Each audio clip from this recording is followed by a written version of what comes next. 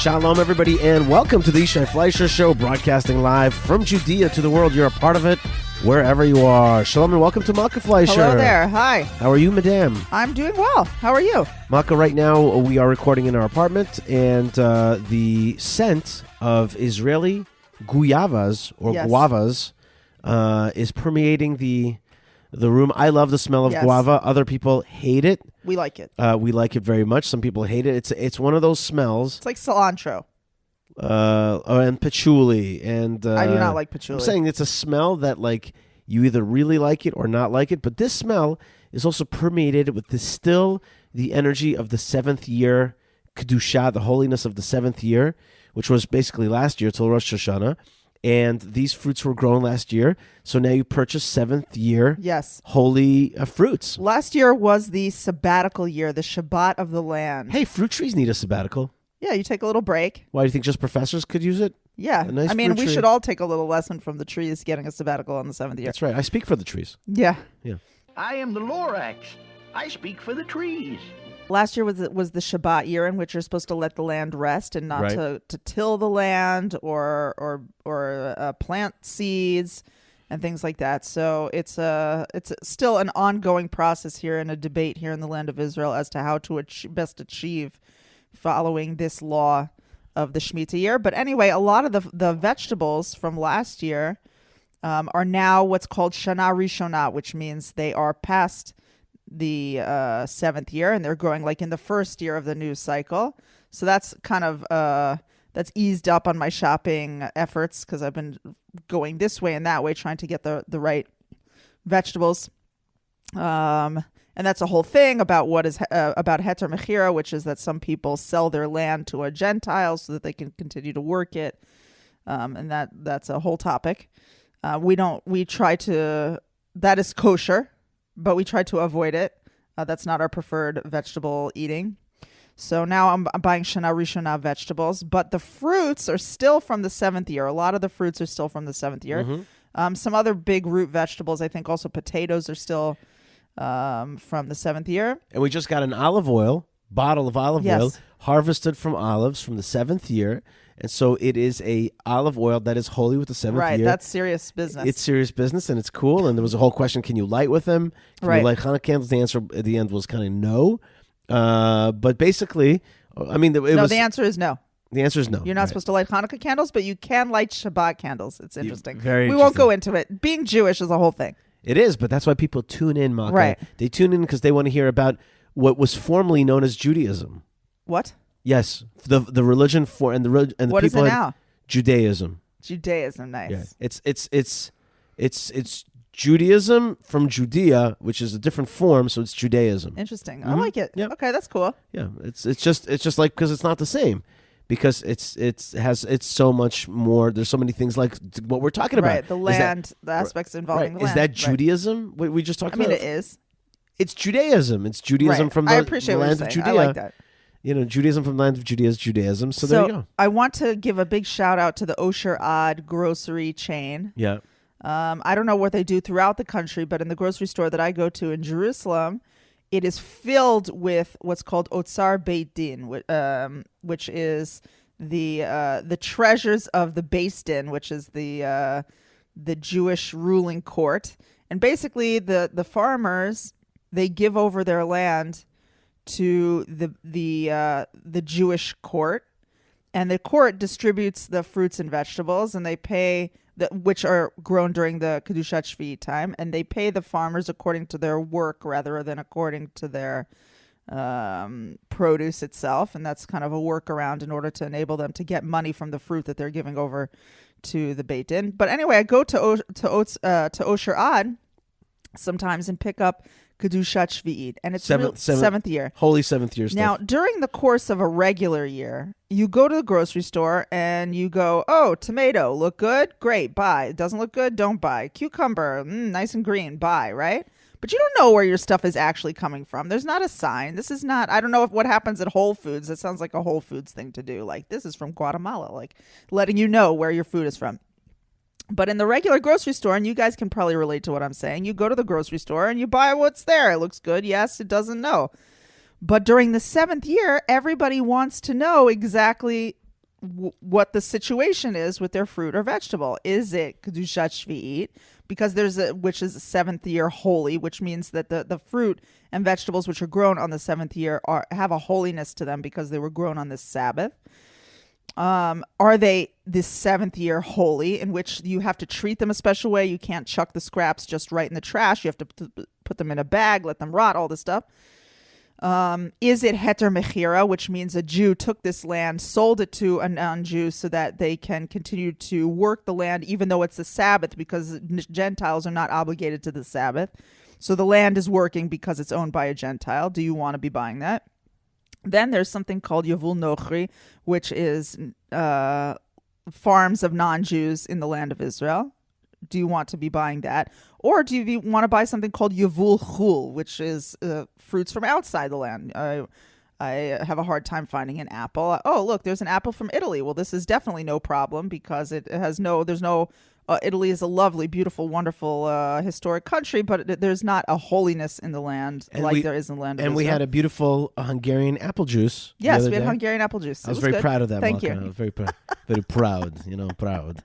Yes, good. I see the Hungarianness went inside. I just want you to listeners to understand that this is an intermarriage. I am from Polish-Russian stock. Malkah is from Hungarian stock, so... Yeah, but we make it work. We make it work, and I'm just proud to be, a little bit Hungarian. That's right. You should be proud. I am. Malkah, you know how I love cultures and stuff. So the fact that I'm always telling people, if I meet Hungarian people, like yesterday, I spoke to a group immediately. One lady's from Hungary. I'm like, I married a Hungarian girl. I'm a little bit Hungarian. And people are like, yeah. Your kids are. Yeah, that's right. By the way, I had... But wait, I just want to finish this tiny little thought, which is that it's a special opportunity during this series of really 2 years to see where your food's coming from. Like, we bought this the guava that you mentioned. I didn't know we grow guavas. You didn't know we grow guava? I don't know, blah, blah, blah, blah. You can grow guavas in Israel. I didn't know that we grow guavas. Right. And I was like, oh, neat. Like, these are Kedushat Shvi'it guavas. We grow, and it turns out that here in our tiny little land, which is really big but really small, we grow so many different things. Right. And, I know that it's like a big deal in the liberal circles today to have like local food, and even not in liberal circles. People are wanting to eat food that's a little bit closer to home. I didn't realize that let's use the right language for that, okay? Because I don't think that there's liberal or conservative when it comes to Whole Foods. No. That's just people who tend, that doesn't matter what their political, I'm sure that there's a Whole Foods in Texas and people like to go there. Okay, fair enough. It's a people who are concerned with but it's been made an issue, I guess, in progressive circles. I don't know. Maybe I should roll that back. The point is that it's neat to know that so much of our food that we eat here in Israel is local food. Here you are, what in America would be called a conservative, and you are concerned with these things.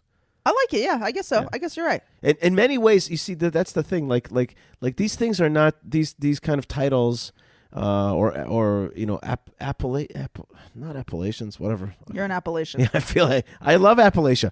Have you been to Appalachia? I have. You should go. Yeah, I have. That's where the ginseng is from. Right. Bartholomew. That's right. Wait, what's the name of that show? It's on Dirty Riches. Dirty Riches. I think it's on the Filthy Riches. Discovery Channel. We watched that one time in a hotel when we were on vacation. Oh my God! It's all about brilliant. making your wealth, getting worms and stuff. Yeah, it's the best show. It's about Appalachian people basically. Not just all over the country. No, the Appalachia was. Like in the Pacific Northwest. No, Appalachia was just specifically about finding ginseng. Yeah, there's a lot which of they wild called Bartholomew. ginseng. They called it Bartholomew. Is it? Yeah, they called Bartholomew. Bartholomew was the big burl. No. The burl was burl. Anyway, welcome to our living room, everybody, right, where we talk right. about the stuff that we care about. Well, the guavas are making me happy. That smell, Malkah. I thank you very much, and it's the smell of holiness. I had an amazing day yesterday. It was like one of these days where you just put the gas pedal to the floor, or the electric pedal to the floor, whatever car you're driving. It may not be gas anymore, but it was just a full day, and it included one tour group of ultra Orthodox American Haredi young people for the Olami group. Then KKL, Kakal, the Karen Kayam Israel. that's right, the Jewish National Fund. right, JNF. They brought a group, and my That was friend so nice. Mayor Eisenman, master tour guide Mayor Eisenman, and if you, by the way, you could always reach the out Jewish to me. National Fund is taking tours to Hebron.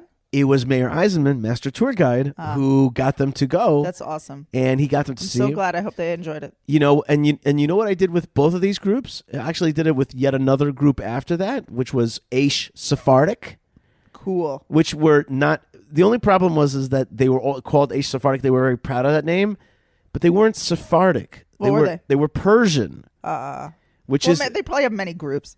no. These guys who are all Persians who have Persian parents. Oh, you're saying they should rename it like As far as I understand, if you're Persian, you're not Sephardic. Ashmena. Whatever it is, it's just like no, but they use that name upon themselves, and I was really? just very interested to see that like they call themselves Sephardic, but I'm just like, You're Persian.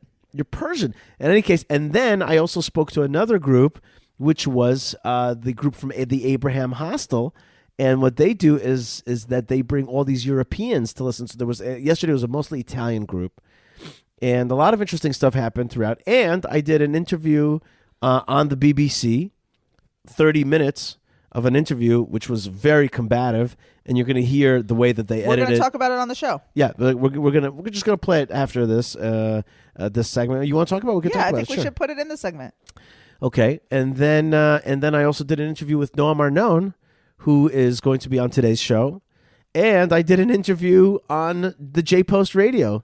So I was like, it was and then I came home and then parked the car, came in the house, ate something, and then went with our daughter Leah to see our good friend Ari Silverman and Inky, his son, who are visiting and a fan of the show, a listener of the show, and a good friend of mine, who had also just experienced for the first time in his life going up to the Temple Mount. Wow. And What did he say? Well, first thing, he was glowing. I had to put on sunglasses to talk to him. It was just really, it's like a glow. And I said to him, and he said to me, like it's once you've passed that threshold on the Temple Mount, your whole relationship with everything, Yes. it changes. And he says, and also to the Kotel. The Kotel becomes what it is, which is like a doorway. right, and the ancient shopping plaza of the Second Temple, Right. but not the thing. Not the center of it. Right, The side. and you start to feel that. And I said to him, another thing that's like that in Judaism, and I know it's going to sound funny, but he and I were both soldiers at the same time from a yeshiva. That's where we met. And I said to him, it's just like being a Jew who fires a gun and learns to fire a gun in Jewish defense for the first time in your life. Something happens. You just become a different person. You're like, Your eyes open to something else. right, like I'm a defender. It blows out. That first bullet that comes out of the barrel, it blows out 2,000 years of Jewish persecution. victimhood, Yeah, right. you're just like, I am a Jewish defender. And the same thing with going to the Temple Mount. It's like I yearn for the temple. I don't yearn for the Western Wall. And there was a lot of interesting things yesterday, but I just want to make two more points for you before we talk about the BBC thing.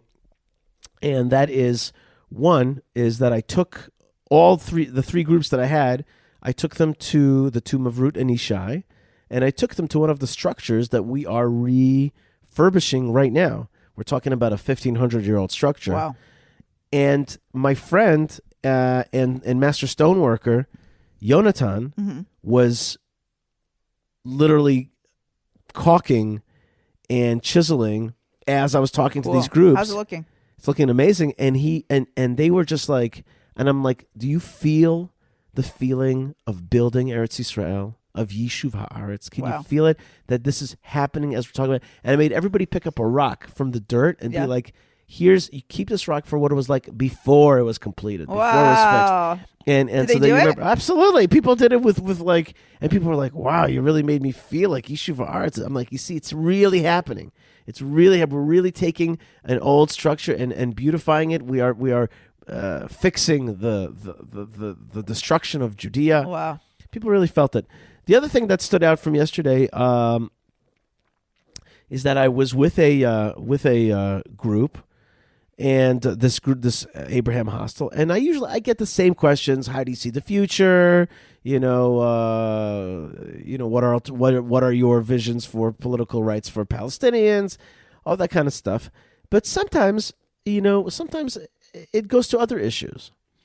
And I was talking about how our Israeli Jewish youth are moving in the direction of more religion and more nationalism, Right.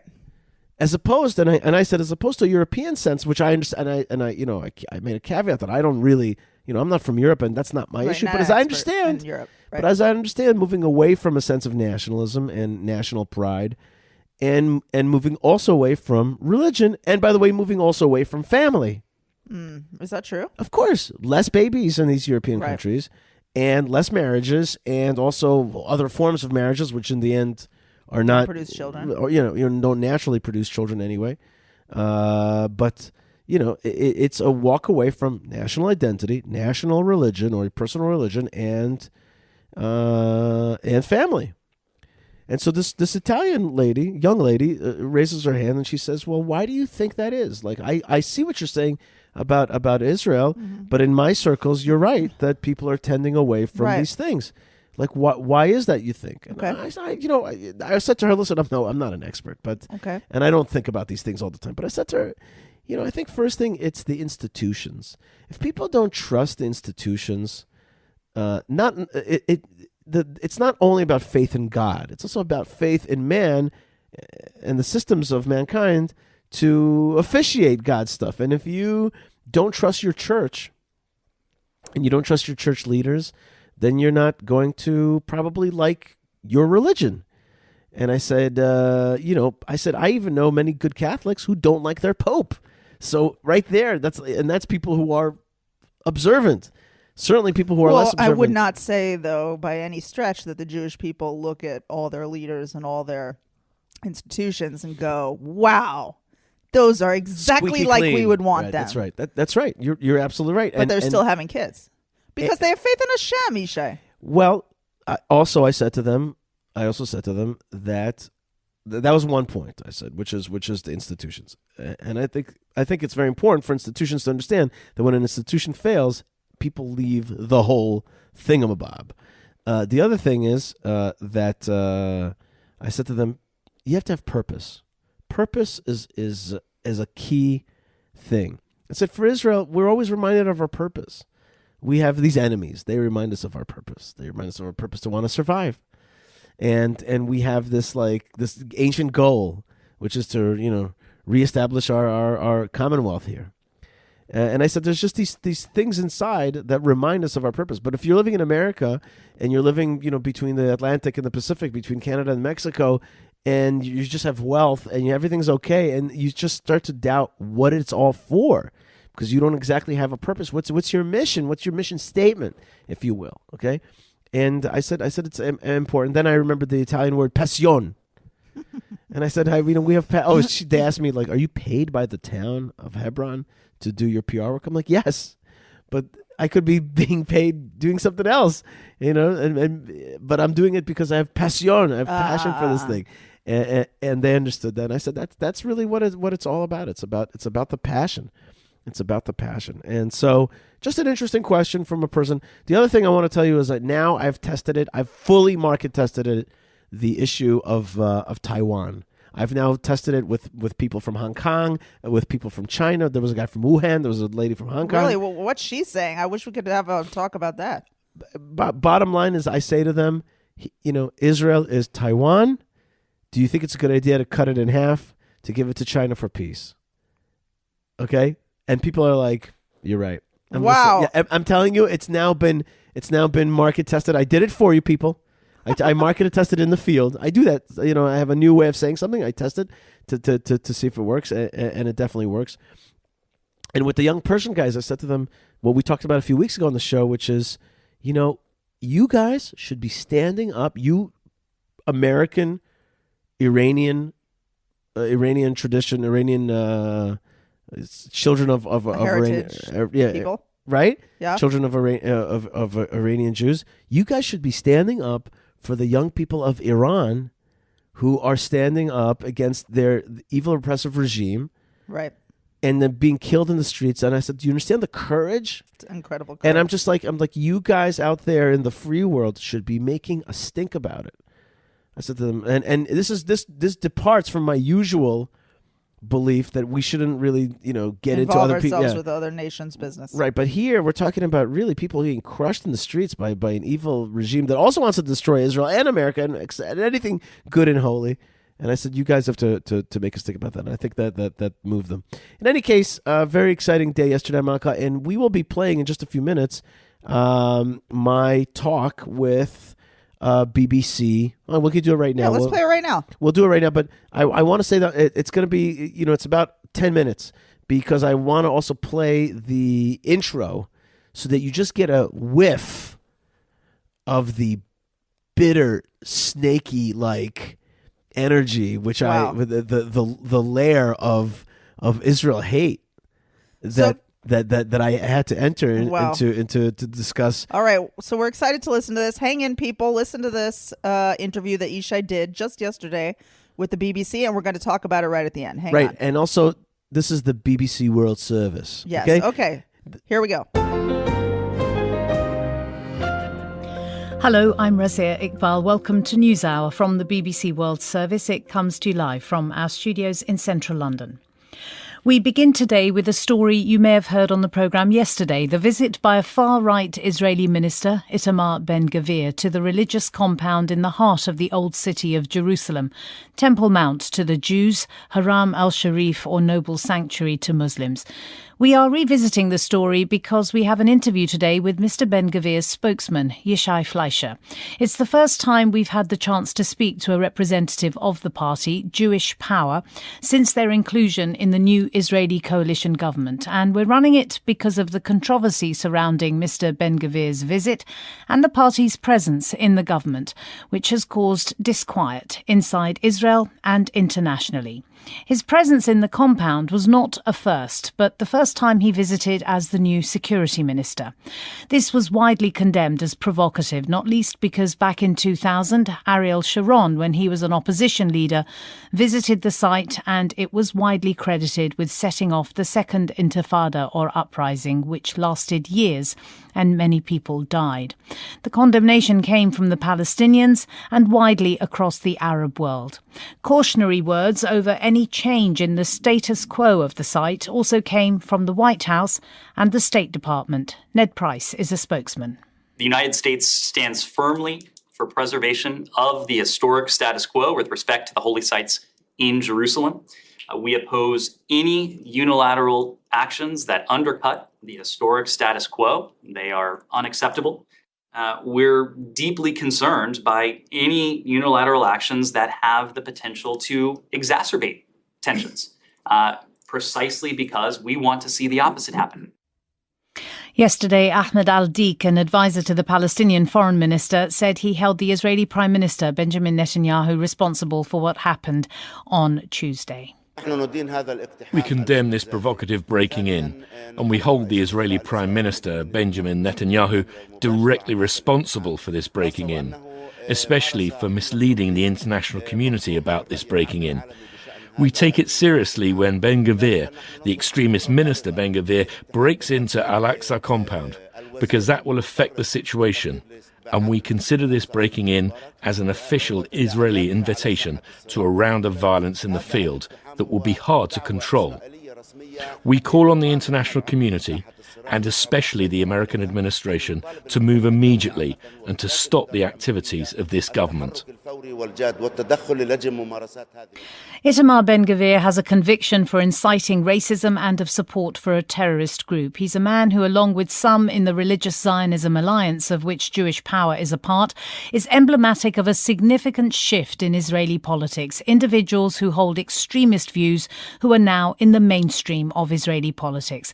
Mr. Ben Gvir's spokesman is Yishai Fleisher. Why did Mr. Ben Gvir go to the compound yesterday? The purpose was the same purpose that Mr. Ben Gvir and thousands of other Jews ascend to, which is it's a holy place for the Jewish people.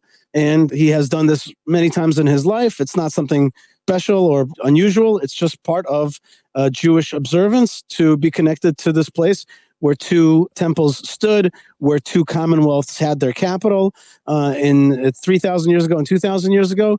And the Jewish people are highly connected to this place. And Itamar Ben Gvir basically was doing something that the Jewish people have always yearned to do, which is to be connected and part of this place. You say he's done it before. We are aware of that, but he is now a minister in the Israeli cabinet, which gives it a different strength, if you like. Does your party want to change the status quo whereby Jews are allowed to pray there?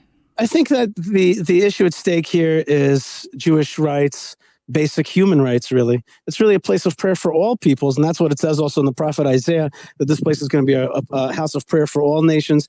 Is part of that visit to Temple Mount as a minister, is it part of Mr. Ben Gvir's objective to assert Judaism equal claim to the site? I think that Mr. Ben Gvir represents a will of many Israelis, maybe millions, who really believe in Jewish rights in Judea, in Jerusalem, and certainly on the Temple Mount. And I think it's also very important to note that one of the groups that wanted to make sure that Minister Ben Gvir won't go up there was Hamas. They were like, you dare not go up there. The minute they said that, it almost left him no choice. This country is not going to be held hostage by the whims of terrorists. And so, they almost forced the issues. The minute that they think that they're going to start dictating where people can go and who people should be afraid to pray to and moving their lips, the minute you have that kind of messaging, then Mr. Ben Gvir really standing for basic human rights for the Jewish people and for all peoples had to go up to that Temple Mount. But there are many in Israeli politics, Israelis who are nervous about the values that Mr. Ben Gvir holds. Do you accept that he is a polarizing figure in that context? Well, politics is a polarizing thing, isn't it? We choose the representatives that we think represent our values. Polarizing or not, that's the problem of politics. Politics isn't the representation of everybody at once. It's the representation of the majority. And the majority of Israelis clearly want Jewish rights to be asserted. What does asserting Jewish rights mean to the party that you are a member of and Itamar Ben Gvir is the leader of? He's called for the expulsion of Arab citizens of Israel who are not loyal to Israel. What does that mean? No, he has not called for that. That's incorrect. He has called for getting rid of terrorists. And basically, you have places in Israel, if you would liken it to America, imagine if large swaths of New York State were controlled by Al-Qaeda and somebody who would be antithetical to the United States. We can't have that within the Jewish state. We're a post-Holocaust people. We want to make sure to be safe and secure. We're a small defended minority in this region. We're basically like Taiwan, like a small, tiny island within a much larger Muslim world. Not all the Muslims are our enemies at all, but there is a jihadist atmosphere, a milieu out there, and we basically want to continue to live safely and securely on our land. Well, you say that Mr. Ben Gvir wants to get rid of terrorists, and yet this is the man who just until very recently had a picture of a terrorist who he was lionizing, a mass murderer, Baruch Goldstein, a picture of him in his living room. Well, I think Mr. Ben Gvir has spoken about that so many times.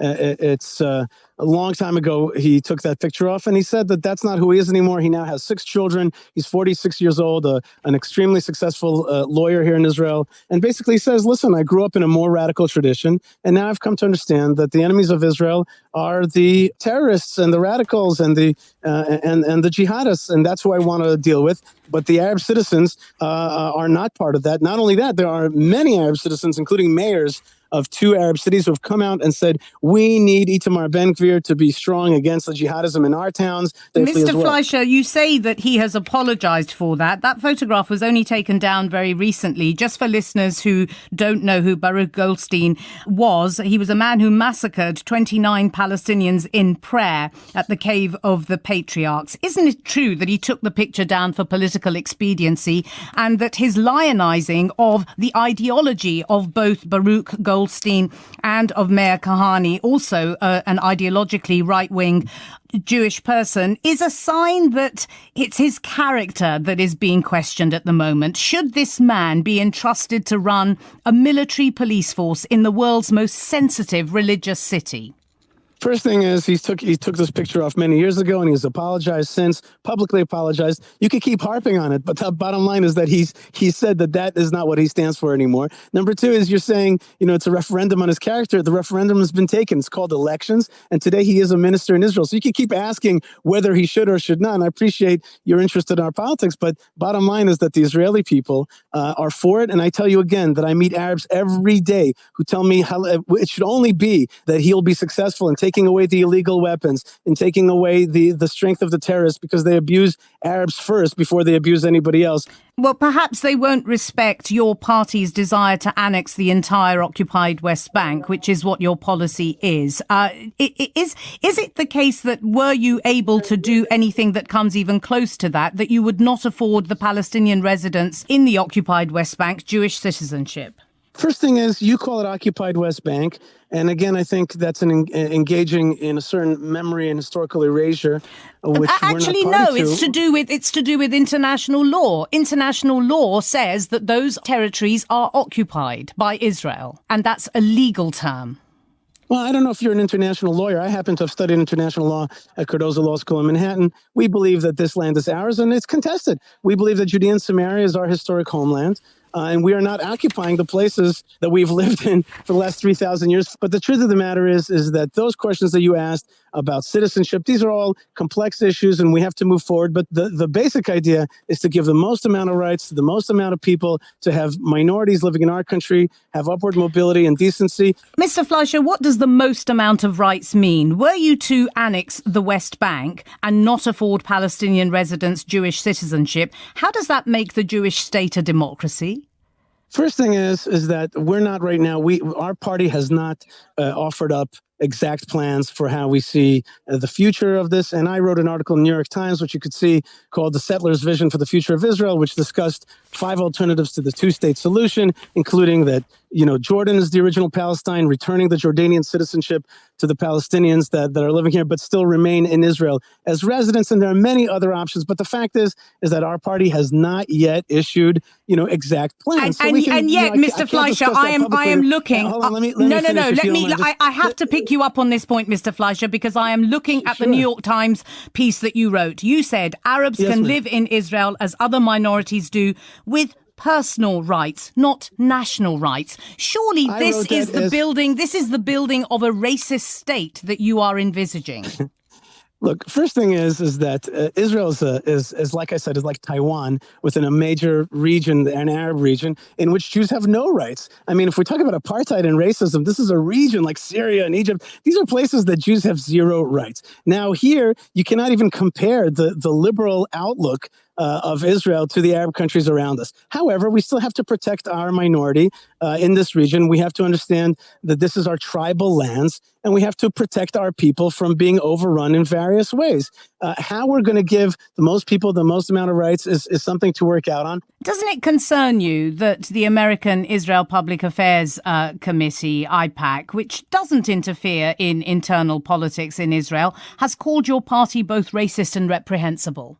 Well, they, the folks at AIPAC, and I used to work at AIPAC, they should do, a better job trying to represent the will of the Israeli people instead of condemning the will of the democratically elected government. I think that's a mistake. And I know many people at AIPAC, many supporters of AIPAC, who are incredibly disappointed in these kind of statements. And I think that really that distances us from one another. But I think that most American Jews or supporters of AIPAC, when they come to Israel and they understand the security situation better, when you live in Israel, you realize the security situation, you realize that we need a strong so-called hardline government that's going to protect us from this terrorism. Once you get that in your head, that this issue is really about terrorism and stopping terrorism, then you understand that Israel needs this kind of government that's going to be strong, push back on terrorists, and thereby actually create more opportunity, more forward momentum, more progress in this whole region. We'll speak to our correspondent in Jerusalem to fact-check Yishai Fleisher and also hear from a prominent Palestinian. Still to come, we hear from Cuba, well known for its boxing prowess. Okay, so that was Nelly. That was me on the World Service. I mean, for me, when you say the World Service, it's like, that is that's something that it's supposed to have like this modicum of respectability. So isn't this a British person? She couldn't even say to you, like, thanks for being on the show. She just like, bye. Like, she didn't even say bye. Like, she just like cut you off like that was disgusting. Like, We'll her whole fact-check it. tone was just like, ew. Yeah. Yeah, she was very, very angry. And the truth is that I must say that interview is like 5 minutes long, but in truth, it was the 30-minute interview. And she kept hammering. She was hammering away. I had a half an hour of a struggle with this. Wow. She was like, She had a billion questions for you. And she had it all prepared. She had it all. Well, yeah. I must say, she was totally prepared. Well, they thought they were going to crush you. But no. You did a really good job. I do want to say, Yishai, that one thing that I noticed is that she mentioned twice Jewish citizenship. What do you think that means? Jewish, are the Palestinians going to be able to get Jewish citizenship? I thought that she would say Israeli citizenship. But she said twice, she never said Israeli citizenship. She said Jewish citizenship. What does that mean? I mean, I'm not sure if it's just a slip of the tongue or some kind of confusion, but I'm not sure it's a bad thing either. If she understands that it is a Jewish state or a Judaic state, if she understands it that way, and she understands that if she understands that it's an ethnic identity and not just a secular national identity, then that's a good thing. Let her think that indeed to be. And I remember one time I found something off-putting about it. I won't lie. To me, it felt like she was like, I don't know if I can put this into words. Like she couldn't acknowledge Israel even as like a state. Right. But then she was talking about citizenship. So she had to have been recognizing that we have a country because the countries have citizenship and she wants them to get citizenship. So Jewish citizenship, was that her way of like not so subtly saying that we're Jewish extremists or Jewish supremacists rather, and that Israel is only a state for only Jews? On the one hand, I see what you're saying also, which is like Israel is a state of the Jews. On the other hand, this discussion was not about and never was about having, in terms of the topic that she raised in the interview that she was doing with you, was not at all about that. It was not at all about creating a state which is exclusively for Jews. And it certainly wasn't about talking about revoking citizenships. It definitely didn't mention the Druze people with whom the Jewish people seem to have basically no beef whatsoever. And nobody's talking about getting rid of Druze citizenship in Israel. So we do obviously have a minority of people and non-Jews living in the land of Israel. And we still bring in people even on Aliyah, and that is obviously a major source of controversy. We still bring in people who are not Jewish according to Jewish religious law. All that stuff is true, Malkah. But you know what it is. You know what the thing is. The Gentiles, in their hate, some of them, right? They'll reveal their truths, right? But they're actually revealing what is the truth, right? Which is what are the real questions here, right? I want to. By the way, she asks me in the interview, not in that's not aired. She goes, "Do you and the Otzma Yehudit or Jewish Power Party, do you want a third temple?" And what'd you say? I said, well, it's not an issue of us wanting it or not. It's in the prophecies. It's in the Bible. That's what's been prophesied, that there will be a third temple. However, right now, this political party is working for just basic human rights. Right now, we're talking about just moving our lips in prayer on the Temple Mount. But if you want to talk about that, that's not for the party. That's biblical prophecy. That was my answer. That did not make it in. They didn't play that. I thought you nailed this interview, Yishai. I was really proud of your responses. They were very good responses. But I want to say to you, Malkah, you see, what I like about them and what I respect about them is that actually they're not beating around the bush. Right. They're just like, wait a minute, you're going up to the Temple Mount and you want a Jewish state. And you want a Jewish state, and you want a temple, don't you? Say it. And it's like, maybe we should just say it. That's what I'm saying to you. Like in a sense, they actually get to it. Right. They sense what's going on, what the undercurrent is, and we keep being like, no.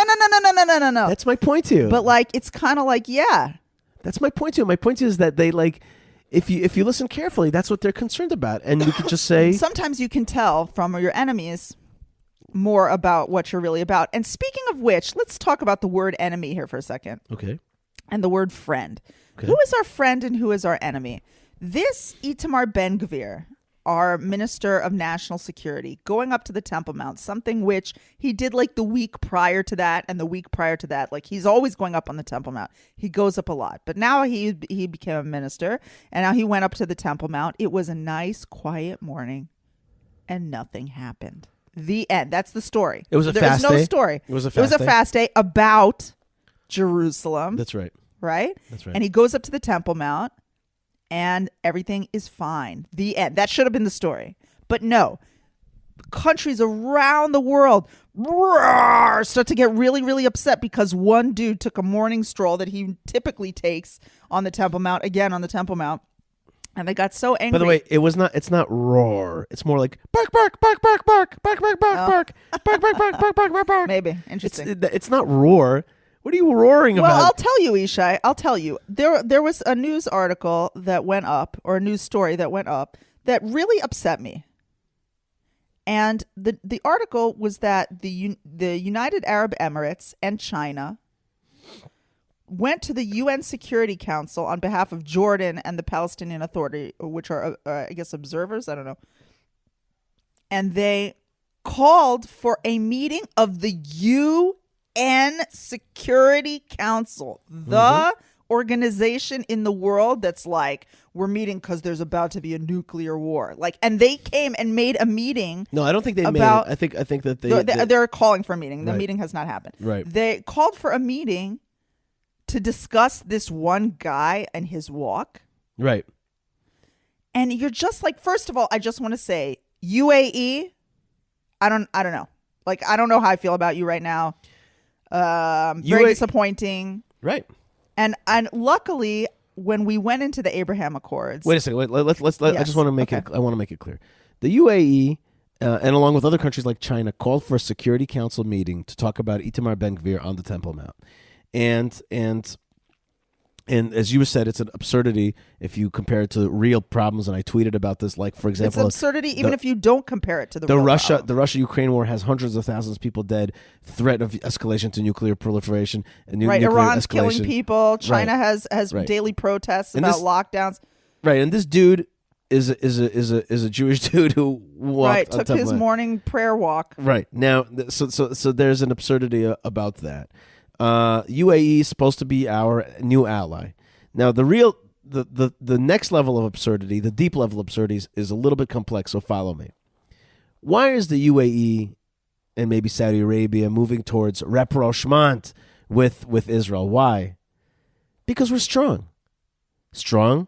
What does that mean? Strong against jihadism that wants to take away the regime in Saudi Arabia, wants to take away the regime at the UAE, and wants to destroy them. For example, the Iranian jihad that would love to wash away the Sunni Arabs. So why are they looking towards Israel? Because Israel's an economic powerhouse and a military powerhouse. Military powerhouse against who? Against the jihad. Where's the jihad centered? In the land of Israel. And the Temple Mount and in the so-called West Bank, i.e. Judea and Samaria. So when we push back on jihadism on the Temple Mount by asserting our sovereignty, that should be something that the UAE should be cheering. But they're two-faced. Right, they're two-faced. But there's another country, Yishai. I just let me finish the go thought ahead. here. There's two faces here, which is on the one hand, they want us to be strong for their purposes. But when it comes to pushing back on Palestinianism, Yes. which is just a radical form of jihadism that wants to undo Israel here in the land of Israel. So they should be, if anything, they should be keeping mum. Okay, keep mum. And I understand that they have sensitivities to show to the Arab world that they're authentic and this and that, but it's a different time, folks. And you cannot now Have some guts, people. yeah, but Israel's got to be the one with guts, which is if the Abraham Accords, if the UAE and company wants to diss us for going up on the Temple Mount, we should diss them back. They should know that there's a cost to initiating this besmirchment Right. campaign. We've instituted this diplomatic policy over many decades, which is you can kind of tread on us, Right. and it'll Trample. be fine. Yeah, it's all right. Step on our toes a little bit. It'll be okay.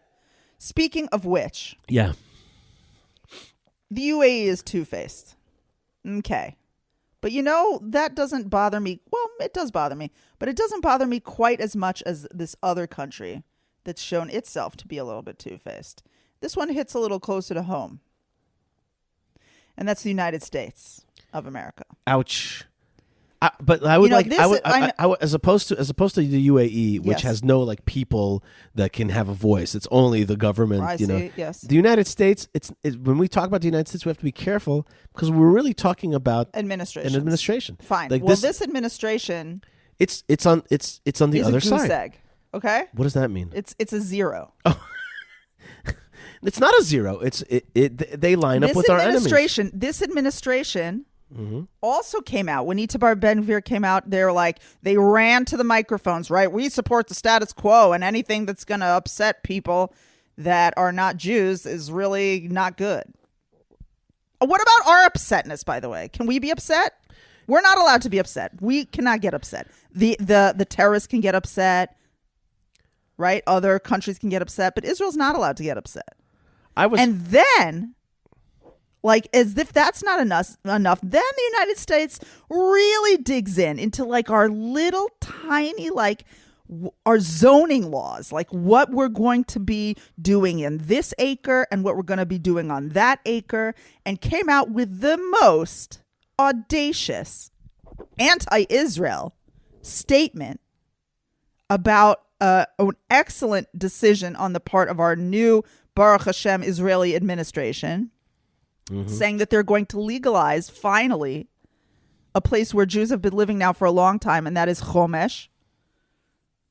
That was really messed up during the Gaza expulsion and the Samaria region expulsions. Well, let's hear the tone of voice. Okay, and we could talk about that too. Right, let's hear the tone of voice of this State Department spokesman telling Israel exactly where or can. And notice this. Hamas tells us exactly where we can and cannot walk on the Temple Mount, and the U.S. tells us exactly where and where not we can legalize and build. Right, and they're on the same page right now. Ooh. Hamas and the United States are on the same page right now. Yeah, so I'm just saying, no. See, that's not okay. Nice. Play it. The Homesh outpost in the West Bank is illegal. It is illegal even under Israeli law. Our call to refrain from unilateral steps certainly includes any decision to create a new settlement, to legalize outposts, or allowing building of any kind deep in the West Bank adjacent to Palestinian communities or on private Palestinian land. Well, that is definitely not a nice way. Didn't like that. Yeah, no, that's not nice. And we're not. I really think that just we're not beholden to that stuff also. Yeah, and I have to say that as irritated as I feel. You know what? Let's not talk from the point of view of Jews. Let's talk about from the point of view of Americans, many of whom are listeners to this show. Yep. You don't want your country to be speaking that way to Israel. And you should make that voice. You should make it clear. I mean, anybody listening to this show, unless you're the enemy listening in. And hello. And welcome. Hello, shalom. But the people who are fans of the show, they just cringed at that tone coming from America, and deservedly so, and you should push back on that. Let's put it this way. The previous administration, with all of its flaws, and some people are now coming out and saying that it wasn't what we thought and all this. You don't have to say that. They would not have issued this statement. Right. By the way, I'm telling you, Malkah, I'm giving you a pass. You don't have to be in that mode of saying apology. Just the previous administration, which was very pro-Israel. And I really pray. I'm really not so involved in American politics, but I have to say that I am looking forward to 2024, and I really hope that that a new, fresh, more American administration will be entering the scene. Malkah, people are always prohibiting us. They're prohibiting us. They're trying to prohibit the Jewish people, but we have a way of fighting back with that prohibition by having some prohibition pickle. That's right, Malkah. You can really enjoy some of the great delights at Prohibition Pickle, and they are proud sponsors of our show. So you can have things like sirloin pepper steak with steamed rice, and you can deliver that anywhere here in Israel. Beefy truffle mushroom barley soup. I've never said that before in my whole life. And he and our good friend Chaim says, love our Shabbat food. We'd love to run your next buffet event for up to 100 guests. Ooh. Call or message us to learn more. So here's what I'm recommending. You come to Israel, fly to Israel, have an event. I'll help you do an event in Hebron, wherever you want, and have a Prohibition some chicken Pickle. poppers. That's right. It's all found at prohibitionpickle.co.il, prohibitionpickle.co.il, and coupon code Yishai will make it snappier for you in the pocketbook, and awesome, great stuff will be delighted into your stomach. I'm a little bit salivating. Me as well, especially because I just got info that Jamie Lee from Washington State is sponsoring a kiddush for you and me. What? Valued at a nice amount of money. What? And he asks, Chaim says, what does your heart desire? Oh my gosh, what does my heart desire? You know what? I looked at the website actually. What Malkah, are you feeling? I'm feeling a lot of stuff, but I want to say that Jamie, thank you. Jamie will get it. Thank you so much. But more importantly, part of the nice deal, if you sponsor any kind of kiddush for us, part of the deal is that you will get blessings on the Shabbat. Yes, public blessings. We will from bless the land you of openly Israel. on our Shabbos table. That's not a small thing. Yes, we'll be certainly happy to do that. That's right. I also want to talk about amazing new watch that's out at RetroWatchGuy.com. New. Listen to this, Malkah. This is called the 70s Lip Digital Roger Talon, okay? Yeah. It's really, really cool. This comes with its original integrated leather strap in fantastic condition. It's kind of like a totally 70s futuristic tank-style dress watch built for 3 CPO. Check this out. Built for 3 CPO? You press a button. Wow. If you want to go... that's super old school. If you want to go old school... Old school, new school. Right, like old school... Like NASA. Right, like if you want to put on a watch and like be like... Just have a retro awesome watch from a different time. That's very unique, actually. I love this watch. I think it's so cool. And you like press a button and this like digital readout. It's got very little signs of wear because it's from the 70s. And basically, you push down the crown and the space age red LED reads out like reads out the time like a champ. It's a beautiful watch, so cool. Check out the other watches as well. This might not be your style. I think it's awesome. I think you can. I would pull this off in a second. And it's found at RetroWatchGuy.com, which are proud sponsors of our show, the Yishai Fleisher Show. So thank you very much to them. And of course, coupon code Yishai will get you some bucks off of that, and it's really, really cool. And this one's not for Shabbos. No, this one is not for Shabbos. Yemei Chol, and that's right. it's a statement piece. That's right. It's a statement piece. Exactly right. I want to thank also the good friends at JewishPress.com who are doing a fabulous job of explaining to us what is going on in Israel, especially the new reforms, new legal reforms that are coming. They did a great list of the, like, as they were coming out with all the names of the new ministers. I know that sounds like nothing, but as they were coming out, there were a lot of like confusing articles, and the Jewish press just like made a beautiful list. Who is who and what is what and where's everyone going to sit. They do a really good job of like removing the mystery. That's right. And what's it called? Like decomplexifying something? Yeah, clarifying. Clarifying is probably a more real word. Decomplexifying. No. I like that though. No, yeah, decomplexify. That's true. So that's JewishPress.com. Decomplexinating. And I also, I love their email as well, which is the Jewish Express. Highly recommended. I want to thank the folks at the Israel Bible, giving you a beautiful Bible with God's holy word in English and Hebrew with transliteration, with commentary specifically about the land of Israel, edited by my friend Rabbi Tully Weiss of Israel 365. Israel 365 also puts our show out. And you see it on the bookshelves of a lot of like important people. Fancies. That's right. It's a beautiful book. You get it. So go to theisraelbible.com and put in coupon code Yishai. Bang. Bang. That's you got it. I also want to thank the folks at the Land of Israel Network, which we are a part of, and many other great shows there. So check them out. And thank you to Ari and Jeremy for forming this network. And I also want to thank, of course, the Jewish community of Hebron, for keeping strong. That's Hebron. We keep on keeping on. That's so awesome. And lots of beautiful guests are coming through. You had a very special guest this week, a little girl who's battling a serious illness. That's right. She came with her family and had a beautiful tour. Yeah, that was a very special thing. A high lifeline, I believe. That's right. And it was a very meaningful tour for me. And really, really good folks come through Hebron. and we're working to keep it beautiful and strong and educating all the time. So check out HebronFund.org. Come on one of our tours. Support the Jewish community of Hebron. Awesome stuff. And of course, if you're in Hebron, that's the root of it all. That's the beginnings. That's the future of our history. But if you want to also go to the future of our future, you got to go to the Temple Mount because it'll rock you. It'll rock your face. And you can do it together through our good friends at HighOnTheHar.com. High on the Har will, the Har means the mountain, and you're going to get high because you're going to the highest place on earth. It's not as high as Mount Everest, physically speaking, but it is much higher spiritually speaking. And so therefore, highly recommend that you check out HighOnTheHar.com. My good friend, Rabbi Levi, and of course, MJ, Dr. MJ, she just rocks this amazing organization, which is getting you on the Temple Mount and will change your life. Your life will be changed. You will feel differently. You will be guided. You will be explained. You will do it in holiness and sanctity. Wow, wow, wow, wow, wow. So that's really great stuff. And by the way, our own Rabbi Simcha Hachbaum also gives tours on the Temple Mount as well. Great stuff. Okay, Malkah, so there you go. We did a lot. We heard from the State Department. We heard from the BBC, and all because they are afraid of either a Jew walking on the Temple Mount, or really of the Third Temple in Jerusalem.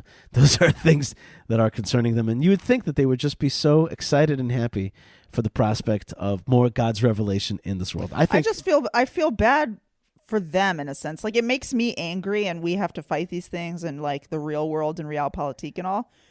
But like, as a person, even just who looks at history, like, don't you know how bad this is for you? Just don't. Like, you don't have to be our best friend. I can understand that, okay? Oh, that reminds me. But like, just like stay out of our way. That's right. And I said to them yesterday, I never said this before. I said to this European group, I said, don't you think that Europe should just decide on neutrality on Israel? I usually say it just about Germany, but I'm just like, don't you think that Europe should just be like, you know what? I got this tough history with the Jews. Let's just have like commenting on every little thing. Yeah, I said to them, don't you think it's a little obsessive? There are many bigger problems in this world. Don't you think it's a little obsessive? Don't you think that maybe, and I could see that the Europeans, Italians are like, some good Europeans. They were just nodding, like, they were like, I'm like, just declare neutrality about Israel issues. We just don't deal with that stuff. Leave us alone. We're not their best friend. We're not their worst enemy. We stay out of it. All right, folks. I know that you have not declared neutrality about the state of Israel, the land of Israel, the God of Israel, the people of Israel. You care, and that's why you're listening. You're a part of it. So thank you very much. Please buy me a cup of coffee if you have a chance. Go to buymeacoffee.com/Yishai. Really appreciate your cups of coffee. Your coffees make a huge difference. So like, for example, you were just talking about the microphone, that we have a microphone that we're probably going to need to replace. That's right. Replace the mic. You amazing people, you help us do that stuff. That's how we get the messages out. That's right. And I want to tell you that a guy was listening to the BBC, and he just wrote me out of nowhere. He wrote, his name is Stephen, and he wrote me out of nowhere. He says, a big kol hakavod for your interview on BBC's The World regarding Itamar Ben Gvir. While I don't agree with everything Mr. Ben Gvir represents, mostly I do, the duplicity, he writes, the duplicity of the world on this matter is just beyond belief. You did a great Kiddush Hashem representing Israel in your interview. Thank you. Wow. And then he bought me a cup of coffee. That's so nice. Thank you. Thank you for that cup of coffee. I don't think he's a listener to the show. I just That's think beautiful. He heard on the BBC. That's very nice of you. Very cool indeed. So check that out. And if you want to be part of the bigger projects, go to YishaiFleisher.com/donate. And we are rocking, pushing forward on the edge, and you can be a part of it. You are a part of it wherever you are. That's the slogan of the show. All right, folks, let's take a tiny little baby break and come right back with Dr. Noam Arnon about the Torah portion of Vayechi, which is all about Jacob's last will and testimony in Egypt in the beginning of the Egyptian exile in preparation of the Exodus. So that's coming up right now. Movement of Jewish people. Movement of Jewish people. And God bless you from this good land. Malkah, Shabbat Shalom, and thank you so much. Shalom. All right, we'll be right back, and Shalom. Yishai needs coffee. Please help support the show by buying Yishai a coffee at buymeacoffee.com/Yishai. Thank you, and l'chaim. All right, folks, you are listening to the Yishai Fleisher Show, broadcasting live today from Hebron, from Jewish Hebron. And I'm honored and pleased to be with Noam Arnon, Dr. Noam Arnon, our legendary spokesman, and one of the only people in the world who's been down to the actual tomb of the patriarchs and matriarchs, and also now a doctorate, PhD, in the study of the Marat Machpelah. Dr. Noam Arnon, thank you so much for joining me today. Shalom, Yishai. Shalom, everybody. All right. So the reason that I brought my recording equipment in today to the office to talk with you is because we're really in the second version of Chai Sarah. We have a Torah portion which is Chai Sarah. Everybody knows about it. That's the purchase of the Marat Machpelah. But here we have the story of the Marat Machpelah told from a different angle. It's a retelling. And when a Torah decides to retell a story, that's very special. And it retells us about the purchase of Marat Machpelah from a point of view of a grandson, somebody who was not there at the time. That's Yaakov Avinu. And he's not talking in the land of Israel like a strong Judean. He is in Egypt, right? And he's given over the story of the purchase of the Marat Machpelah, who's buried there. And we learn things that we didn't know before, that Rivka is buried there, that Leah is buried there. I find that those words, V'shama kavarti et Leah, and there I buried Leah, to be, I don't know why, as we say in Hebrew, mitzamrer, it gives me the shivers, just to realize that Yaakov tells us, yes, Rivka is buried there, my wife Leah is buried there, and I want you, Yosef, to bury me there. So I'm throwing it out to you. Tell me a little bit about this Torah portion of Vayechi. Tell me about why there's a second retelling of the story. And what do we learn from Torah portion of Vayechi that we didn't know about Hebron and the Marat Machpelah earlier? Well, as you said, it's the third generation. It can show us that the transaction of Marat Machpelah was successful. Mm-hmm. I mean, Abraham buried Sarah. Abraham himself was buried there. But if you see a third generation connected to something, right, it feels that it's success. This right. is the homeland is going from generation to the next one, and now it's going to be between the sons of Yaakov. I mean, to the fourth generation, and forever. Right. This is a message that can show us that the connection, the chibur to Hebron. Hebron means chibur in Hebrew. Connectivity, connection, friendship. Connection, yes. So this connection is going on. The chibur. The connection is going on from a generation to until us. Now, before we go to the details of the story, let's pay attention to one very, very important fact. Yaakov, in his last words on earth, telling his sons one thing: take me home. Take me home. Take me home. To the place I belong, to Hebron, to my fathers, take me home. Roads, what's that? The country roads. Country road, that's right. That's right. Country roads, take me home. Well, in this case, it was the Via Maris. Yes. It was through the sea route, up through Beersheba, and then up to Hebron. I mean, Yaakov had chosen, and it is a decision that he made. What shall I tell to my sons on my last minutes on earth? Shall I tell them, Ve'avta et Hashem Elohecha, love your God? Shall I tell them, Ve'avta l'reacha kamocha, love your friend?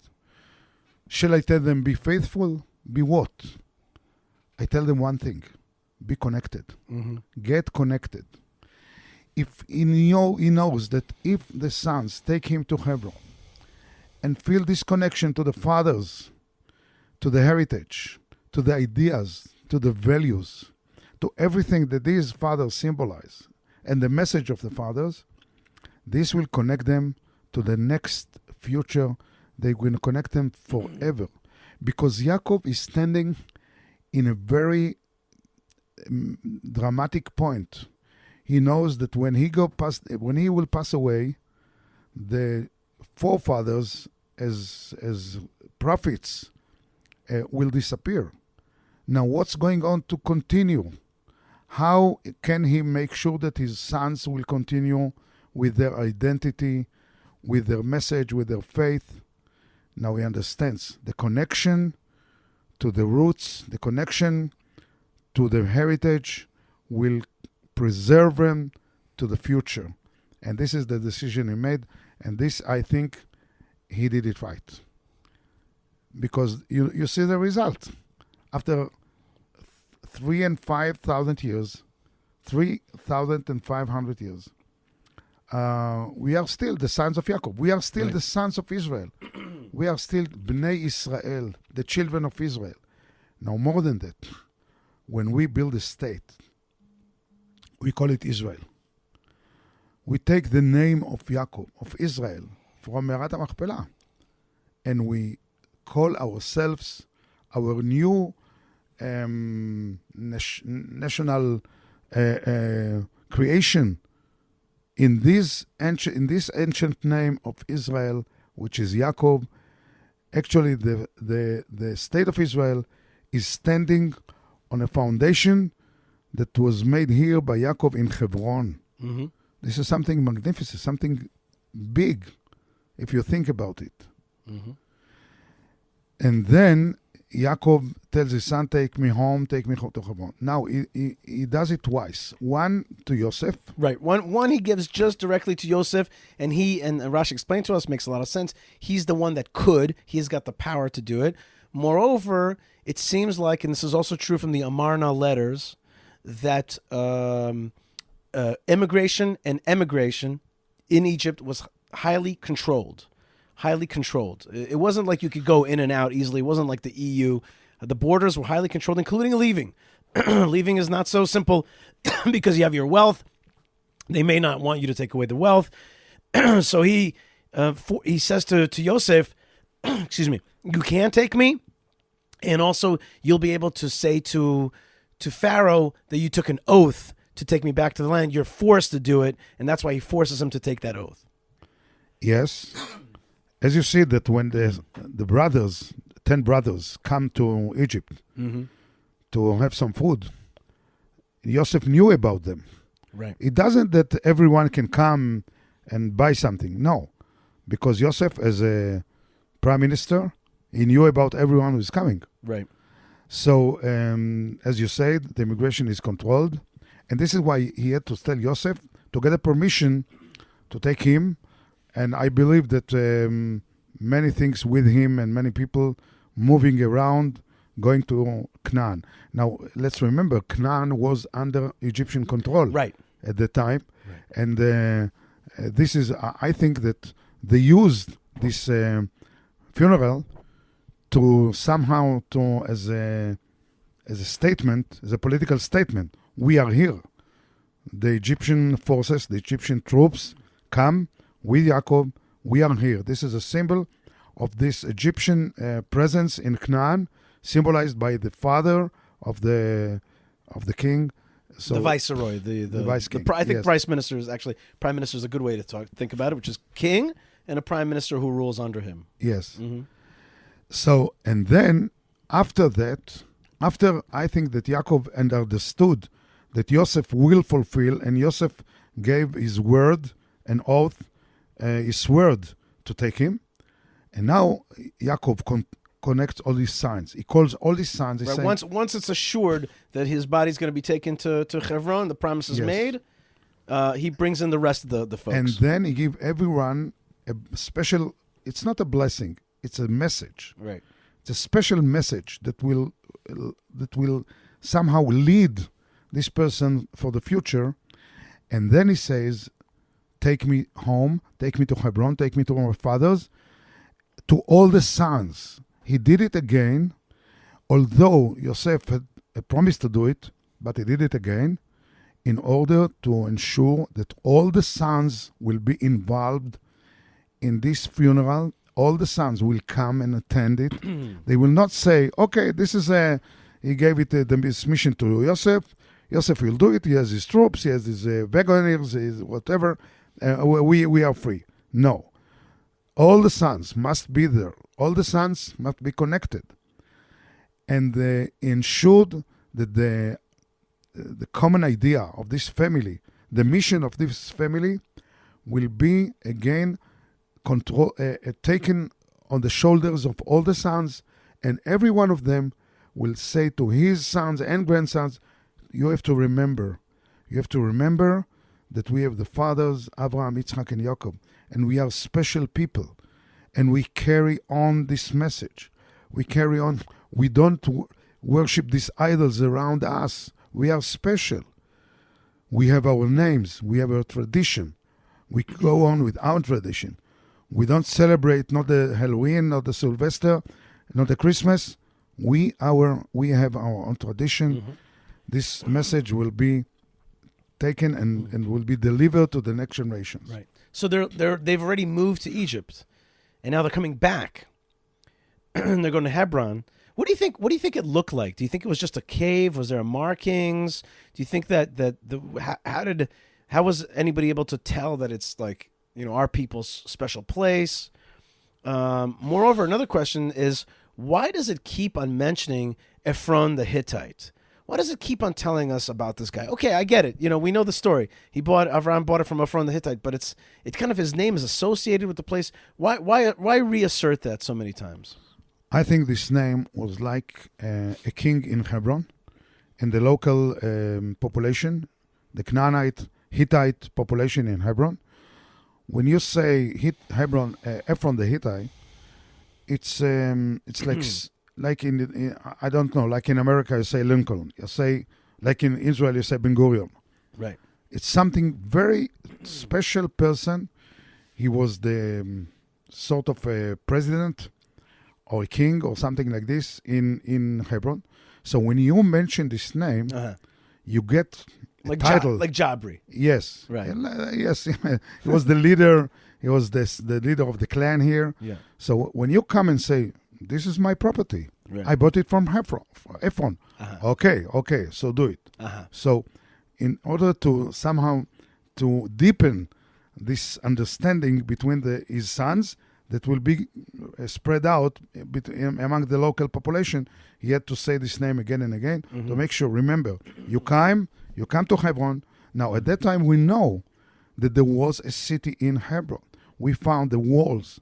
We found the presence in Hebron, in the MB, in the Middle Bronze Age. This city is located here, and they was looking from the mount here down to the valley. They saw this funeral. They saw these hundreds of troops, of Egyptian troops, with all their uniform and flags, etc., etc., and they understood this is the Jewish property. This is the place that Ephron, our president, had actually delivered and sold it to the Jews. And there's a famous Rashi that talks about the question that when Yaakov sends out Joseph to go to Shechem, so it says Mi'emek Hebron. So Rashi says, but Hebron is in the mountain, not in the valley. So he must have sent them from the deep suggestion of that tzaddik, that righteous man who was buried in Hebron.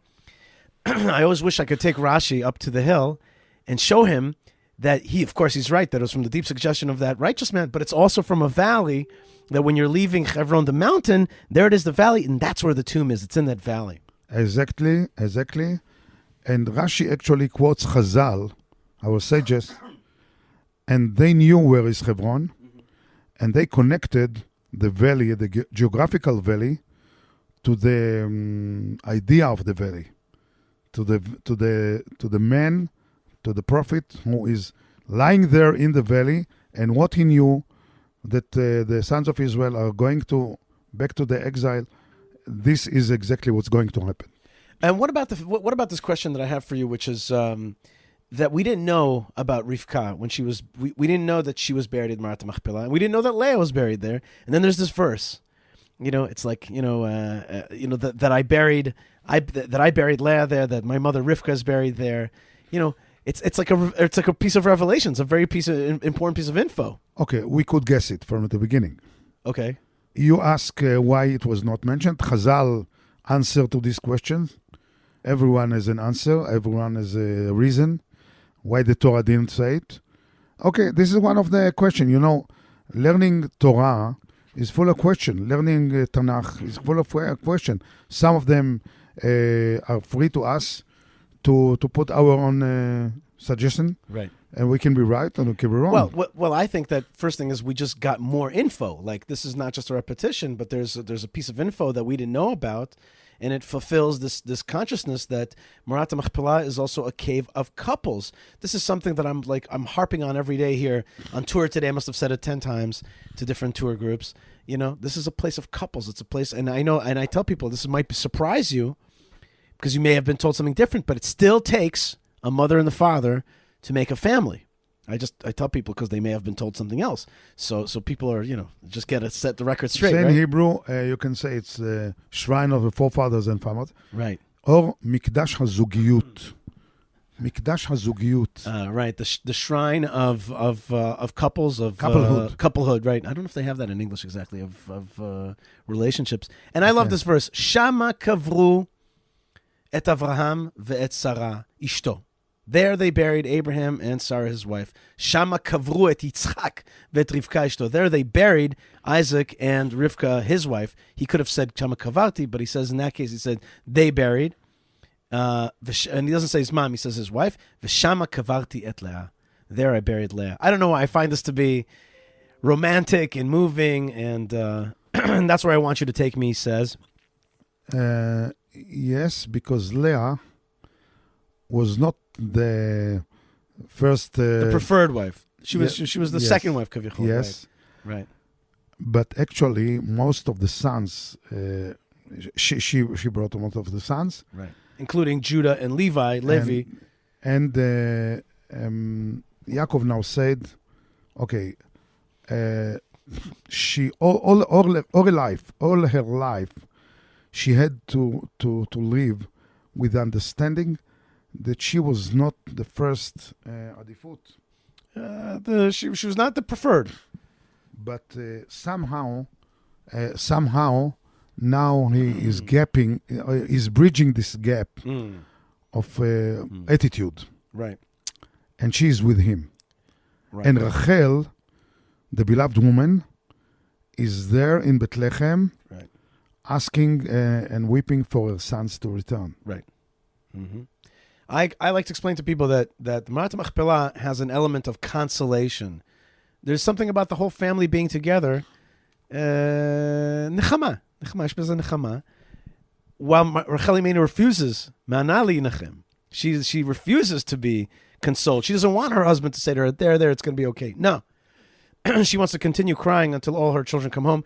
And Noam, I want to tell you that I always tell people when they make Aliyah, I say, good, now go to Rachel Imenu, tell her you can keep crying, but not for me. I must tell you something. Okay.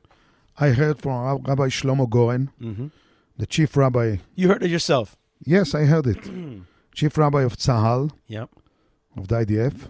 Yep. In the 6-day war, after the liberation of the Har HaBayit of Temple Mount, at that night, he went to Bethlehem. He wanted to enter Rachel Imenu, but it was closed. Then he heard the noise and a key fell right near to him. An Arab from the house saw him searching around. He threw the key. Unbelievable. And gave him the key. He went inside to Rachel Imenu and said, Rachel, you are crying. קול ברמה נשמע נהי בכי ותמרורים ורחל מבכה על בניה מנה לנחם, על בניה קיננו. Now I tell you, רחל, כה אמר השם, מנעי קולך מבכי ועינייך מדמעה. Weep no more. Wow. כי מנעי קולך מבכי ועינייך מדמעה, כי יש תקווה לאחריתך נאום השם. You have hope to your future. Your future has hope. ויש שכר לפעולתך. Your efforts have... ושבו בנים לגבולם. I want to tell you, Mama Rachel, your sons had returned. Right. Now, this was a message that she was waiting for. From the days of Yirmiyahu, she was waiting to hear her sons returning and saying, Rachel, weep no more, we had returned. Right.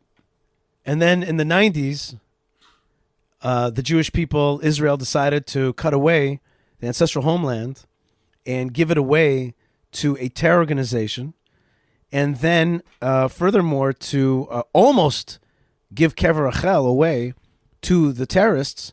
And by sheer, last-moment efforts of Rabbi Porush and literally crying to Rabin, they made a little pen marker around it. And then the beautiful romantic tomb of Rachel Imenu was turned into this type of prison complex. And it was turned into this defended, galuti, exilic, defended, like fortress compound. And then it became a super popular destination with with constant buses. The place is bustling. It looks like a prison. And yet it's become a Haredi, ultra-Orthodox, like central stop, yeshiva, free food. The place looks like a prison, and yet there's people praying there constantly, nonstop. Now there's new apartments in the back there. I mean, the story of the Jewish people keeps going. You know, it just keeps going. And you know, I remember that they decided in early 2000s to stop allowing car traffic into it. I remember that it was Tisha B'Av, and Nadia Matar led a walking protest. I was there, and we led a walking protest, which worked. They re-allowed cars later on, you know. And now today, it's like Kef Rachel is like, you know, it's not a beautiful, romantic little place, but it is alive and hopping. You know, that's the history keeps going. People remember when the Soviet Union was in power, right, and the communist world was in power. No one could imagine how the walls of this empire are going to collapse. But they did. Mm-hmm. They did. In Tafshinun Aleph, in 1991, the walls collapsed. And the wall of Berlin had collapsed. I believe that the walls of Rachel will collapse. And she will return to us, and we'll return to her. And we'll see again this beautiful home of Rachel Imenu. Again, now then the children return, and we finish Sefer Bereshit with Yaakov Avinu brought to Hebron, being buried again in Hebron, and the sons return to Egypt to complete the prophecy of Avraham Avinu. And then, right, in the days of David HaMelech, all the sons returned to Hebron. All the tribes, the 12 representatives of all 12 tribes returned to Hebron to say to David, you will be our king. Mm. So the unification... Cycle is completed. Yes, cycle completed. And the Hebron is unifying the people again and again. And then from Hebron, David HaMelech arises to be the king of Israel. David, Melech Israel, Chai Vekayam. He is alive. That's right. This idea is alive. Amen. Dr. Noam Arnon, thank you so much for your time. Happy Parshat Vayechi. We also have, by the way, an ultra-Orthodox Shabbat coming this Shabbat. This organization called Kedushat Zion, which is trying to bring Zionism to the Haredi community. They're going to be here specifically because it's a less quiet, it's a more quiet Shabbat than Chai Sarah. In any case, I want to wish you continued success in spreading the light of Hebron and these ideas, the light of King David and the forefathers and mothers, and spreading that light out so that people can come in and reconnect. Thank you so much for being with us. Shabbat Shalom. I was glad to be with you, Yishai. Wish you success and continue holy work you do. All right, folks, you are listening to the Yishai Fleisher Show, and I want to thank you so much for being with me. I want to thank the folks that make the show possible, which is Ben Bresky, Yocheved, Tabitha, Moshe, and Lou when we're live. That's right. And that's the folks that produce this show and make it happen. I also want to thank you for being out there and being awesome. Write me an email. Show me your awesomeness. Send me a picture of your life. YishaiFleisher.com. That's right. Let the Spirit move you to send me a tiny little email. It makes a difference when I see who you are, what you are. I broadcast to you, so broadcast a little bit back.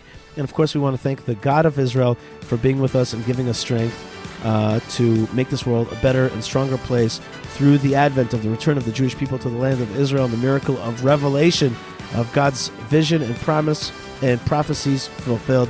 It's all happening here and now. Don't let cynicism bite you. Be into realism, which is the realism is that God's revelation is happening and great things are happening in this good and awesome land in this great and amazing time. Stay tuned, stay strong, stay connected. God bless you. Lots of love from the land of Israel, and shalom.